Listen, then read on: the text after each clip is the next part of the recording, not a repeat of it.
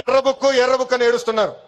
ఎందుకయ్యా అంత ఏడుపు? ఎర్ర రంగు చూస్తేనే వణికిపోయే పరిస్థితి వస్తుంది. ఒకడికి గుండెపోటు వచ్చింది. ఎర్ర బుక్ అంటేనే ఒకడు బాత్రూమ్ లో కాలు జారి చెయ్యి ఎర్రగొట్టుకున్నాడు. ఈ రెడ్ బుక్ కాదు, ఇంకోటి కాదు. ఎప్పుడైనా నేను ఒకటే చెప్తా, ఈ రోజు పోలీసులు కొంతమంది నిన్ను సహకరిస్తున్నారని చెప్పి నువ్వేమన్నా విర్రవీగుతున్నావేమో.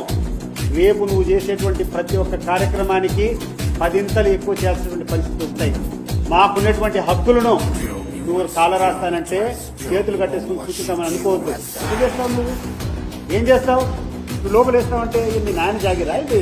ఇంకా కొన్ని 100 తరాలు వచ్చినా కూడా ఈ భారత రాజ్యాంగం నీ దయాదాక్షిణ్య వల్లనో, నీ లీడర్ చంద్రబాబు నాయుడు దయాదాక్షిణ్య వల్లనో నడవడం లేదు. గుర్తుపెట్టుకో. ఈ రాజ్యాంగం ఉండేది, ఇక్కడ గవర్నమెంట్ అధికారులు ఉండేది, ఇక్కడ పోలీసులు ఉండేది సామాన్యమైనటువంటి పౌరులను రక్షించడానికి. అంతే తప్పితే అధికారంలో ఉండే వాళ్లకు వాళ్ళ యొక్క అడుగుజాడలకు వాళ్ళు చెప్పేటువంటి తప్పులు చేయడానికి కాదు.